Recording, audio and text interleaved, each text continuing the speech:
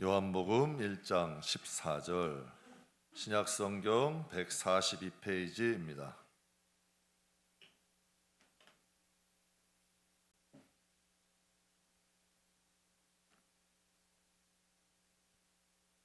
요한복음 1장 14절 같이 읽겠습니다.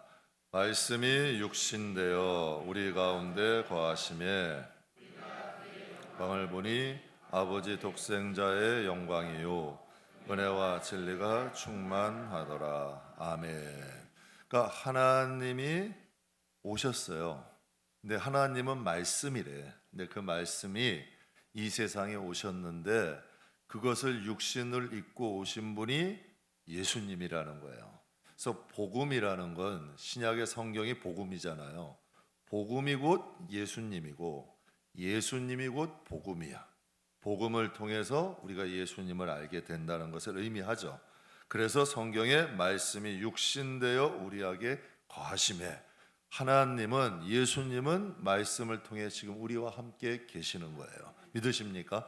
네. 그래서 오늘 여러분과 함께 기독교는 종교가 아니다 라는 제목으로 기독교는 종교가 아닙니다 라는 제목으로 여러분과 함께 잠깐 은혜를 나누겠습니다. 20세기에 영향력이 있는 영국의 가장 영향력이 있는 철학자요 수학자를 러셀이라는 사람을 꽂는데 이 러셀이라는 사람과 쌍벽을 이루는 사람이 화이트 헤드라는 분이에요.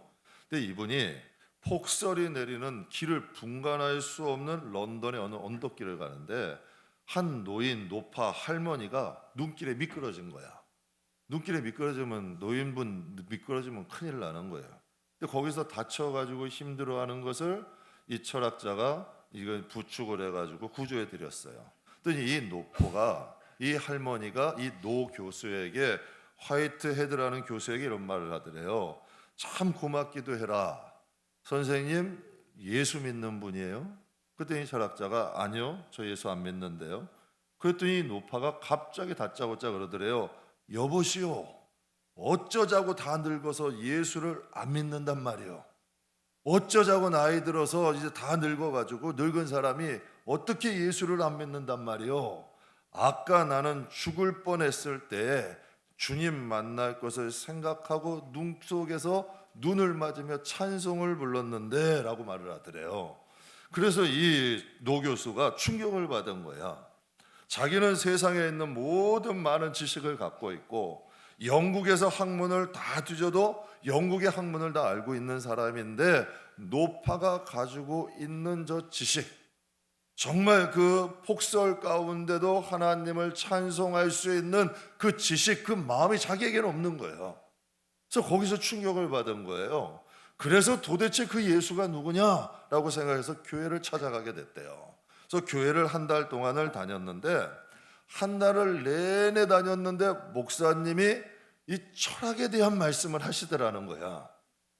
그러니까 이 철학에 대해서 기독교와 철학을 잘 접목해서 철학에 대해서 말씀을 하시더래요. 그래서 저명한 교수, 철학 교수가 교회를 출석했으니까 그 노 교수, 그 유명한 사람이 왔으니까 그 사람에게 맞춰서 설교를 준비했던 거야. 그랬더니 한 달을 듣던 이 교수가 목사님을 찾아가서 이런 말을 했더래요. 물론 말을 했대요.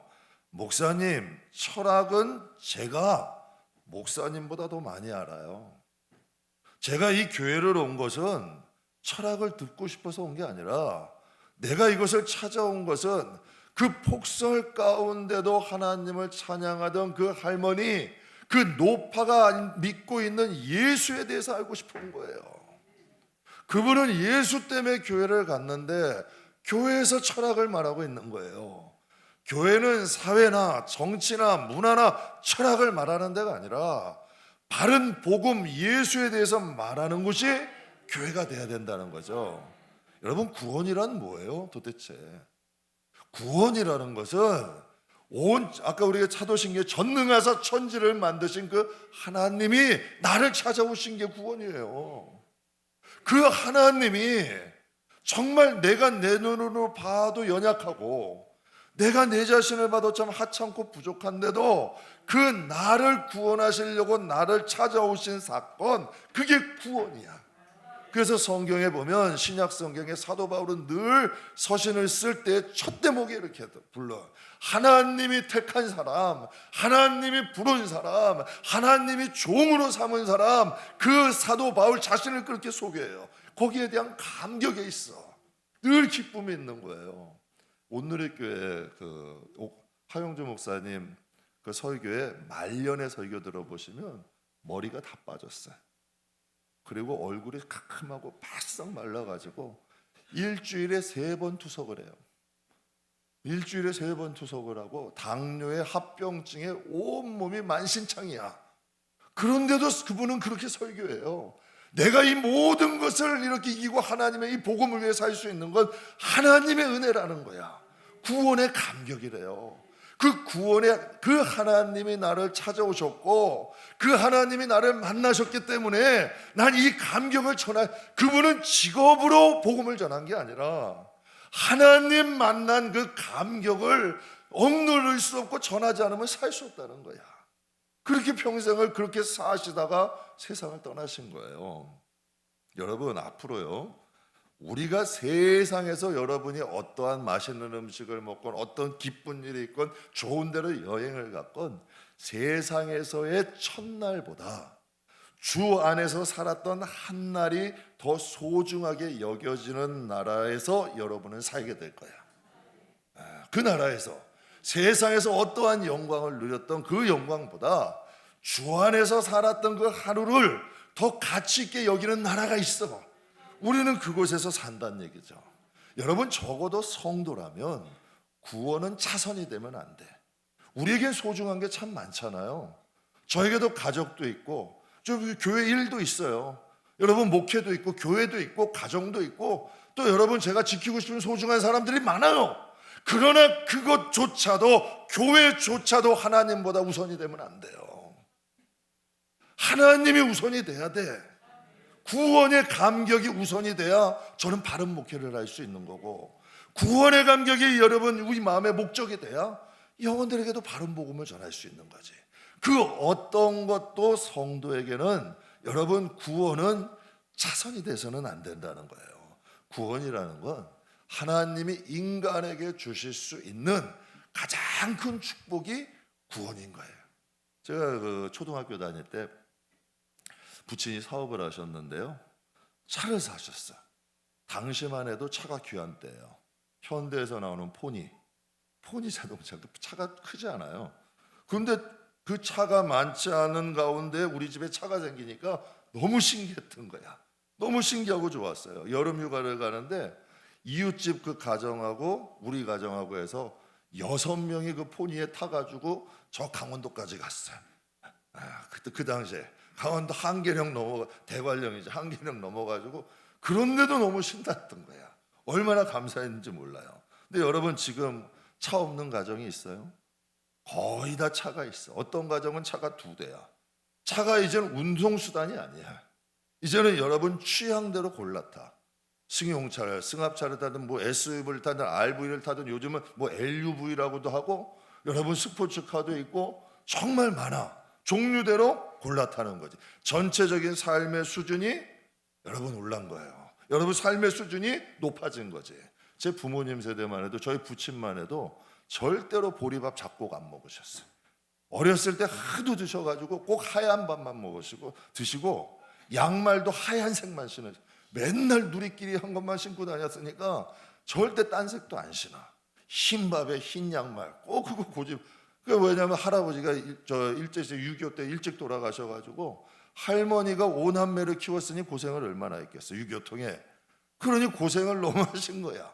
그러니까 이제는 그 끼니 덕동화도 그 살떴던 데 그 고생을 생각하셔서 그렇게 삶을 사시더라고요. 근데 여러분, 이 시대는 살기 위해 먹는 사람 있어요?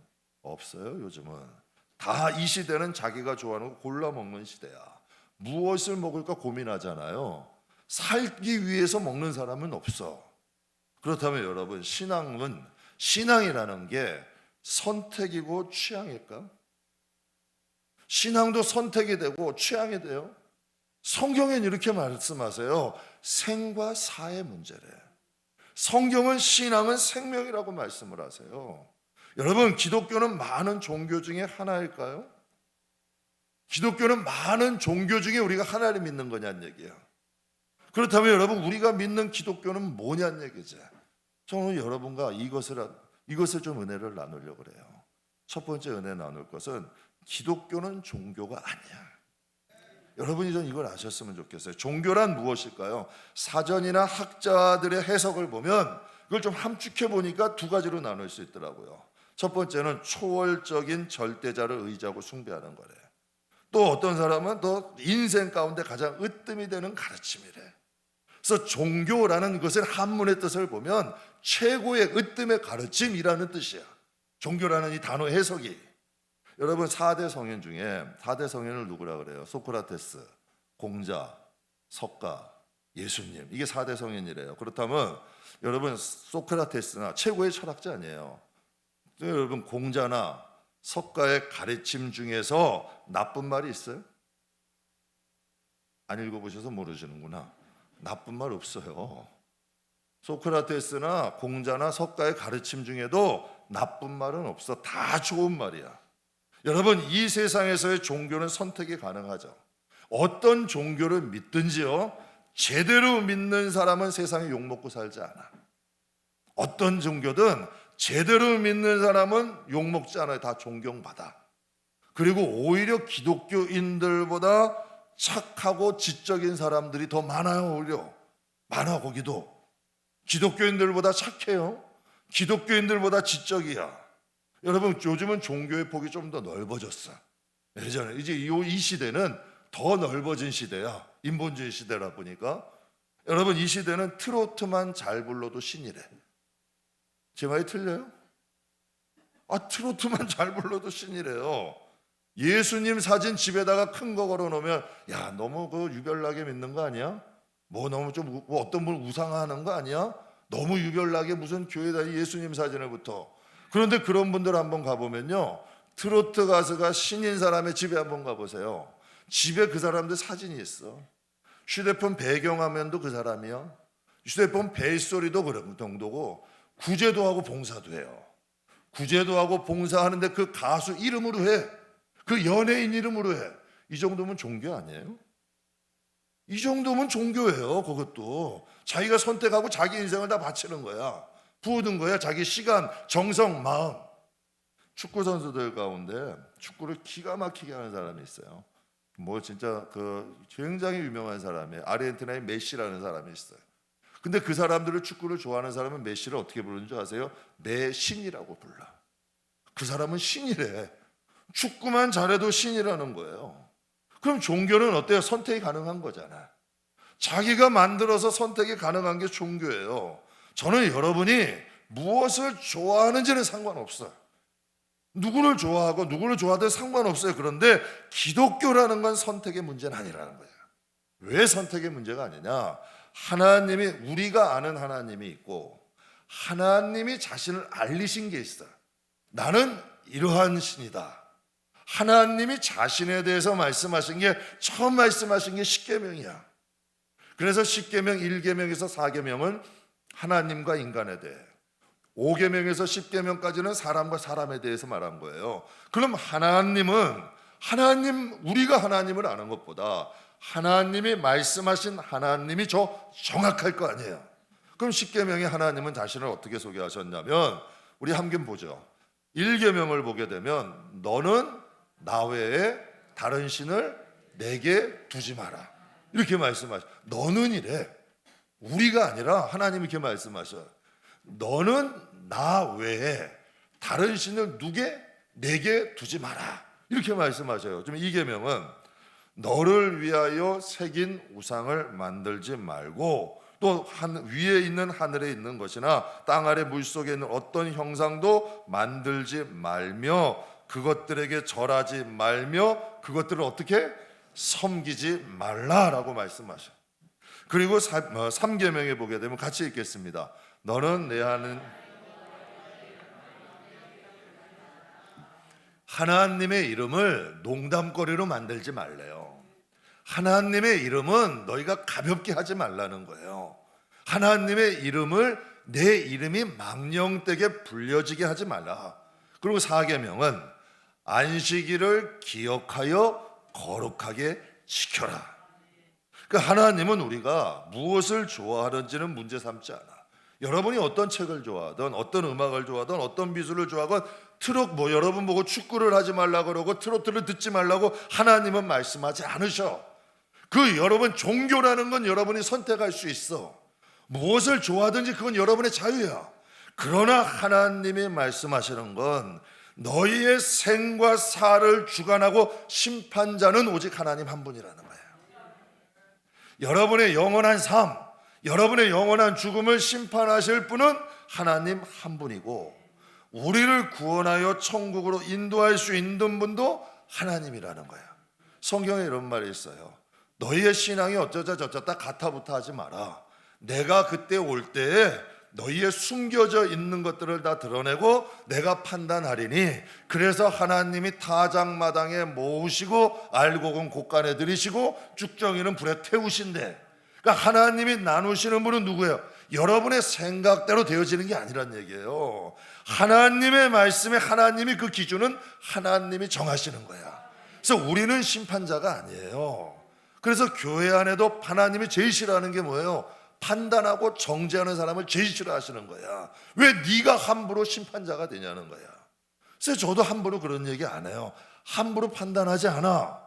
하나님이 그 사람에게, 여러분 고생하는 사람, 연단 받는 사람, 힘드는 사람 함부로 판단하지 마세요. 하나님이 그 사람을 연단하시고 고생시키셔서 축복하실 수 있어.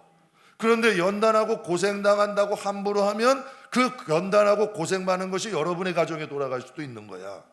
그래서 하나님 앞에 함부로 판단하는 게 아니야. 그래서 심판자는 오직 누구다? 하나님이라는 거지. 여러분, 우린 인간이잖아요.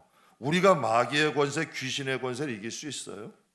우리가 죄의 권세를 우리가 여러분 죄에서 벗어나고 죄에서 사함받는 능력이 인간에게 있냐는 얘기야.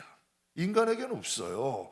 오직 십자가에 달리신 예수 그리스도, 그분만이 죄의 권세를 이길 수 있고, 예수의 이름과 보혈의 능력만이 마귀의 권세를 이길 수가 있는 거야.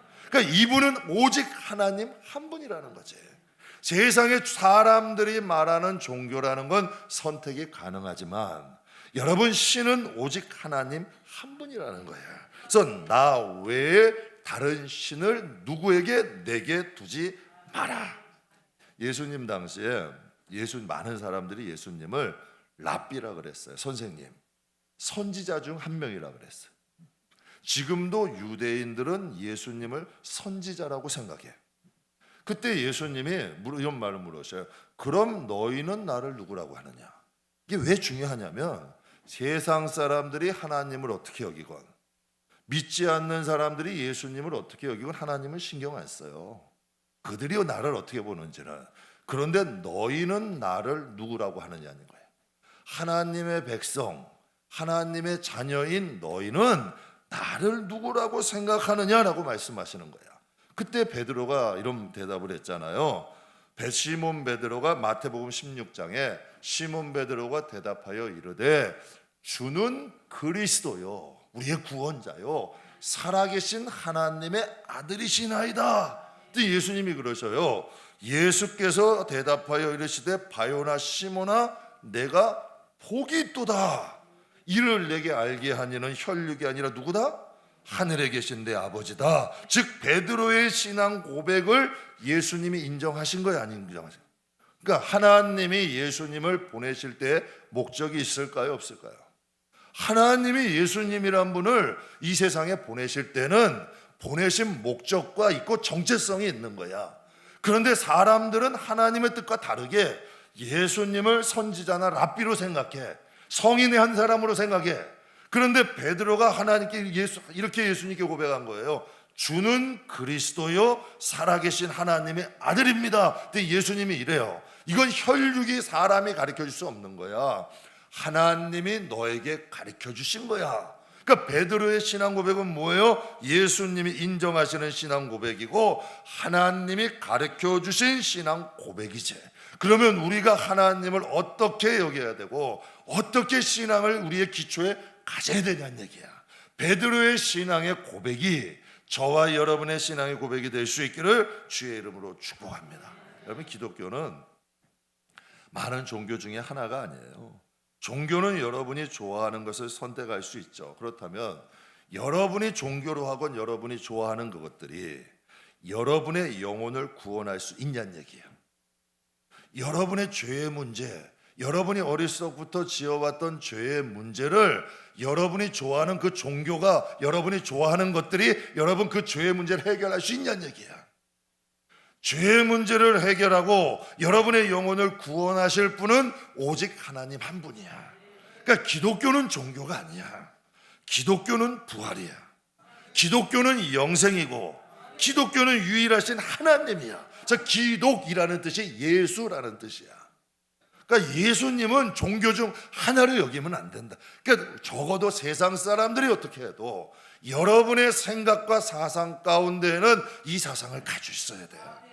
여러분, 기독교는 부활이고 기독교는 영생이고 기독교는 유일하신 하나님이다. 그런데 여기서 마지막으로 종교는 사람이 선택하죠. 기독교 믿던 사람이 절에 가기도 해요. 절에 갔던 사람이 교회로 오기도 하고, 또 여러분 기독교 믿는 사람이 천주교도 가기도 하고 절에도 가기도 하고 유교를 믿기도 하고 등등, 여러분 뭐 사람이건 연예이건 스포츠이건 자기가 여러분 섬기고 취향하기도 해. 그건 다 자기가 선택하는 거잖아요. 그런데 하나님의 백성은 누가 선택하는 거예요? 여러분이 하나님 선택한 것 같으세요? 천만에요. 성경은 그렇게 말씀 안 하세요. 하나님이 부르시는 거야. 우리 종교라는 건 사람이 택할 수 있어. 그러나 여러분, 하나님의 자녀, 하나님의 백성은 하나님이 택하시는 거야. 그래서 여러분에게 누누이 말씀드리는 거예요. 가난하건 병들었건 정말 몸을 지체할 수 없는 노인이건 상관없다는 얘기야. 그 안에는 하나님의 선택이 있고 하나님의 예정이 있기 때문에 그 어린아이 한 명, 소자 한 명이라도 너희가 함부로 하면 연자맷돌을 들고 바다에 던져지는 게 낫대. 왜? 그들이 뭐가 귀한데? 그들이 뭐가 귀한데요? 어제 소자인데, 힘없는 노인인데, 가진 것 없고 빈자인데, 그래도 그 안에는 하나님의 선택이 있고 하나님의 주권이 있다는 얘기야.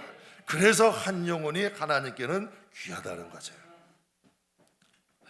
여러분, 그렇다면 두 번째로 기독교는 종교가 아니야. 그러면 이제 여기까지는, 그러면 우리가 하나님을 어떻게 섬겨야 될까? 하나님은 어떻게 섬기는 건가? 신앙은 취향이 아니야. 취향이라는 단어는 뜻이 향할 향이야. 짜장면과 짬뽕은 여러분이 고를 수 있어요, 없어요? 향수를 사는데 라벤더 향도 있고 뭐 체리 향도 있고 우드 향도 있어. 그 향은 여러분이 고를 수 있잖아요. 옷이고 여러분 뭐 머리 스타일이고 여러분의 취향 따라 할 수 있어요. 뭐 교회는 머리를 자르면 안 된다, 뭐 묶어야 된다, 이건 위험한 거야. 옷은 맨날 까만 거에, 하얀 거에 까만 것만 입어야 된다, 뭐 짧은 치마 입으면 긴 치마만 입어야 되고 뭐하고, 그건 취향의 문제야. 그건 취향의 문제라. 그걸 취향이라 그래요. 그러나 신앙은 또 내 취향대로 믿는 사람이 있더라고. 난 이거 싫어하니까 이거, 난 이거 좋아하니까 이거. 제가 처음에 개척할 때 그런 분들 많았어요.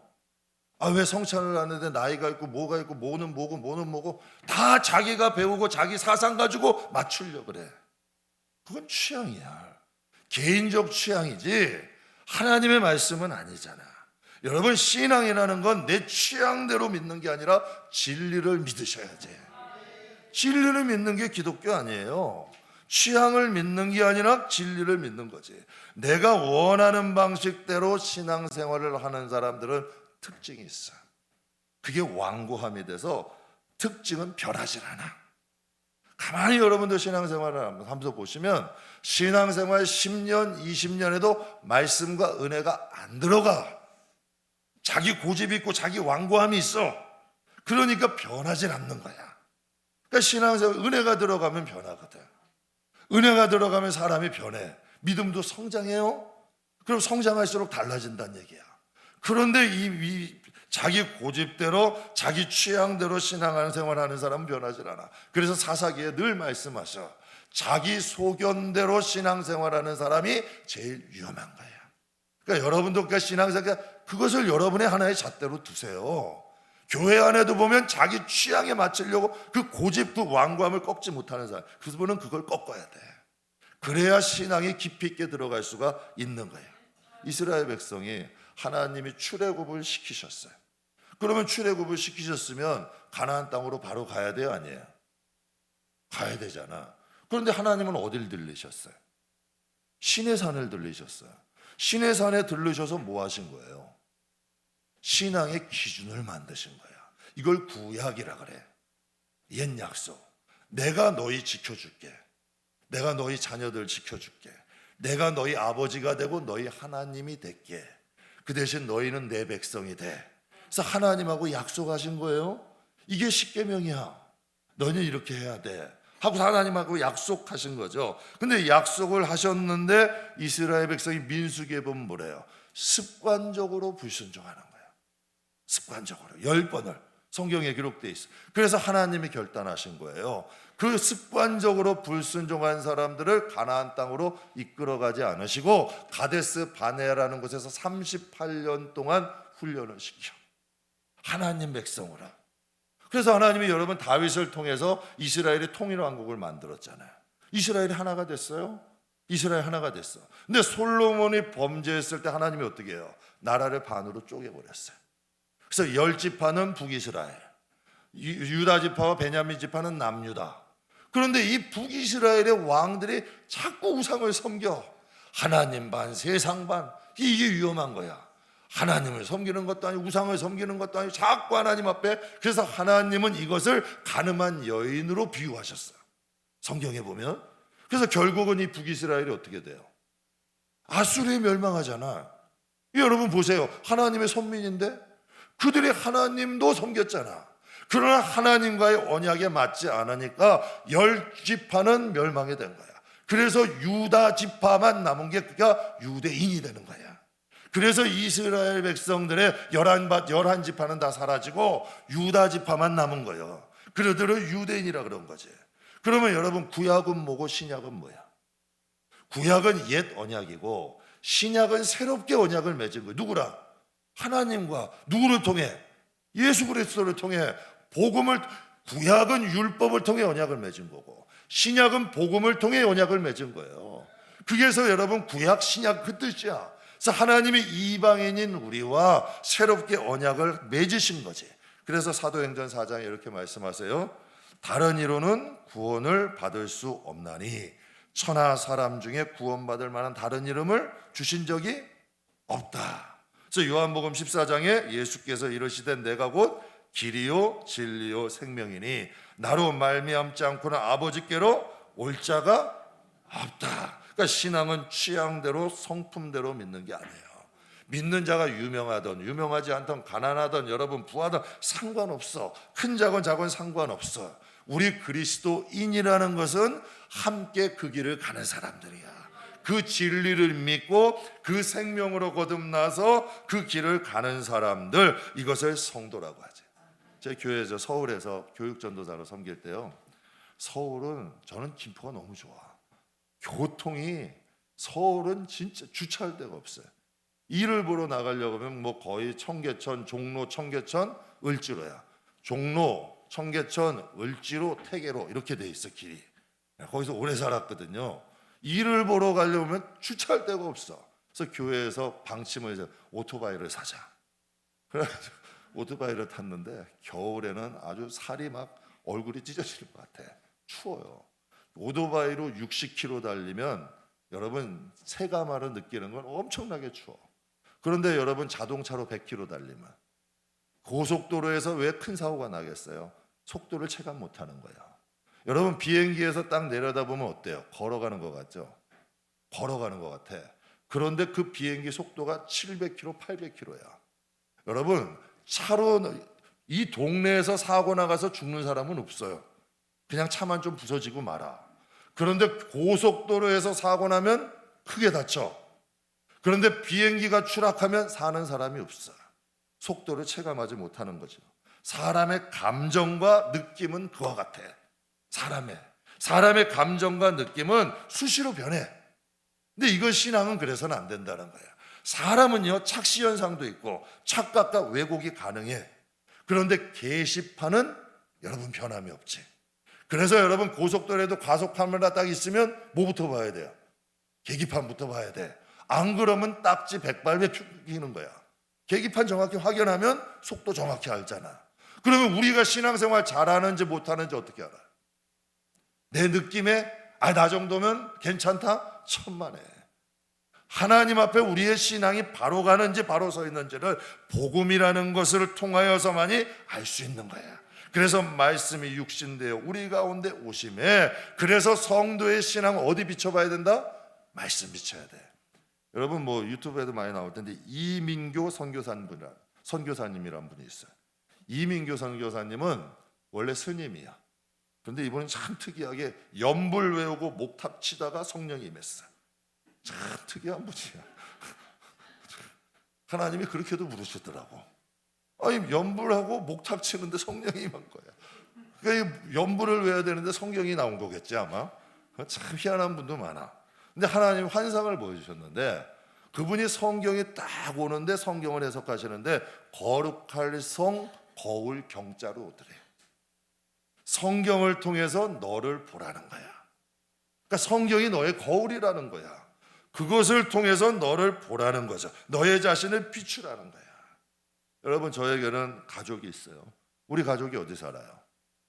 김포에 살아. 그런데 저에게 서울에 숨겨놓은 가족이 있어. 깜짝 놀래. 이거 큰일 나는 거죠. 저의 가족은 김포에 있어야 돼. 근데 제가 여기서 목회를 해요. 그런데 자꾸 옆에 교회만 생각을 해. 맨날 비유해. 저 옆에 교회는 뭐도 있고 참 좋겠다. 그럼 여러분에게 도리 아니야. 여러분을 섬기면서 두 마음 먹고 있는 거잖아. 그렇잖아요. 내가 하나님을 목회를 한다 그래요. 하나님을 섬긴다고 해. 그런데 하나님을 섬긴다고 하는데 내 마음대로 목회해. 내 생각대로 목회해. 내 주장대로 목회한다면 하나님이 보실 때 뭐라 그럴까? 야, 저게 하나님이야, 종이야. 하나님은 생각하실 거 아니에요. 그렇게 생각하실 거잖아.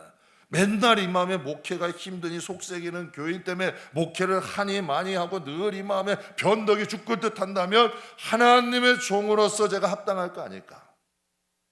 항상 하나님의 말씀을 통해서 우리의 자신을 돌아봐야 되는 거예요. 사람이라는 존재는요 항상 자기 자신에게는 넉넉해. 사람이라는 존재는. 근데 이상하게 자기가 좋아하는 사람에게도 넉넉해. 근데 자기가 싫어하는 사람에게는 냉정해. 잣대가 달려. 희한한 거야. 그러니 여러분 하나님의 말씀을 통해서 우리의 자신을 돌아봐야 되는 거야. 그래서 이민교 선교사님의 말씀대로 거룩할 성 겨울 경자와 같이 성경을 통하여 내 신앙의 기준을 봐야 돼. 그래야 이 세상에서 길을 안 잊어버려. 여러분 이스라엘 백성들이 왜 하나님이 선민이다는 나라냐? 근데 왜 그곳에 잃어버린 양을 찾으러 왔대? 분명히 선민이잖아. 몇천 년 동안 하나님 믿었어. 그런데 그들은 하나님을 잃어버린 거야. 길을 잃어버린 거야. 그래서 예수님이 빛으로 오신 거 아니야. 기준으로 오신 거 아니에요. 그래서 오신 거잖아. 그래서 하나님의 말씀과 성령이 성도들의 마음에 살아 있어야 돼. 하나님의 말씀의 성도들의 가운데 있어야 되죠. 그렇다면 여러분, 하나님은 여러분에게 어떤 존재예요? 의외로 기독교인들 가운데 여러분 하나님을 종교의 하나로 알고 있는 분들이 의외로 많아. 여러분에게 하나님은 누구냐는 얘기예요. 이 세상에 말하는 많은 종교 중 하나예요. 어떤 분들은 뒷방 노인네요. 하나님이 필요할 때마다 여러분 찾아가. 필요할 때마다 가서 그냥 찾아가는 거야. 뒷방 노인네야. 그냥 하나님은 여러분 우리의 주인이잖아요. 하나님은 우리의 왕이잖아요. 어떠한 여러분 한 목사님이 그랬더라고요. 복음의 핵심은 천국이 아니다. 복음의 핵심은 하나님은 나의 왕이다. 나의 왕이다라고 생각하는 복음의 핵심을 가진 자들에게 천국은 자연스럽게 따라오는 결과물이다. 근데 이거 맞는 말이에요. 여러분 우리는요 여기 계시는 분 중에 아까는 서하고 서린이가 있어가지고 말하기가 참 곤란하더라고. 근데 이제는 뭐 있음 우리 딱 보니까 우리는 짧게는 10년, 길게는 60년에서 70년이면 우리가 그 섬기는 하나님 앞에 가게 돼. 여기서 짧게는 10년이면 하나님 앞에 가신 분도 계시고, 아무리 길어도 60년, 70년이면 그 하나님 앞에 가게 돼. 그런데 여러분이 어떠한 하나님을 섬기느냐가 중요한 게 아니라, 여러분이 어떻게 알고 있는 그 하나님이 아니라 성경에 말씀하시는 하나님으로 섬겨야 여러분이 주님의 날에 당황하질 않아. 그래서 이 세상에서의 신앙의 기준은 여러분 하나님의 말씀이 되셔야 돼. 그러면 여러분 이제 말씀 마무리할게요. 여러분이 믿고 섬기는 하나님은 도대체 누구예요? 가끔가다 그런 생각을 해요. 야, 저분이 믿는 분은 하나님이 맞나? 신앙생활을 어떻게 하셨을까? 뭐 이런 가끔 고민되는 분들이 있어요. 사랑하는 성도 여러분, 10계명, 1계명에서 4계명은 외우세요. 그 말씀하시는 하나님이 하나님이야. 하나님은요, 우리를 사랑하시는 분이에요. 사랑하셔서 독생자까지도 주시지만 하나님은 심판하실 수도 있는 분이고 산자와 죽은 자를 선택할 수 있는 분이야. 그분이 우리 하나님이라는 거죠. 하나님은 종교가 아니에요. 심판자야. 시작과 끝이야. 저와 여러분, 우리의 가정, 우리의 자녀들, 우리 교우들을 구원하실 수 있는 분은 유일하신 한 분, 유일신이신 하나님 한 분이라는 얘기예요. 저 우리 김포배들교회 성도들이 하나님을 좀 하나님답게 섬기는, 항상 종교개혁 때는 이걸로 했어요. 여러분, 종교개혁 때마다 나온 거예요. 성경으로 돌아가자. 자꾸 성경 외법 하지 말고 성경으로 돌아가자. 하나님을 하나님 되게 하자. 여러분, 중세교회 시대 교황이, 여러분 그 교황이나 여러분 그 외에 많은 사제들이 그 영광의 자리에 있으니까 그때 얘기한 거예요. 자꾸 사람들의 가르침에 덧붙이니까 개혁 때마다 나온 거야. 성경으로 돌아가자. 그리고 하나님을 하나님 되게 하자. 저는 우리 교인들이 하나님을 하나님 되게 섬기고 그런 영성이 있는 여러분 건강한 축복, 건강한 행복, 건강한 은혜가 우리 교회와 여러분 가정에 충만하기를 주의 이름으로 축복합니다.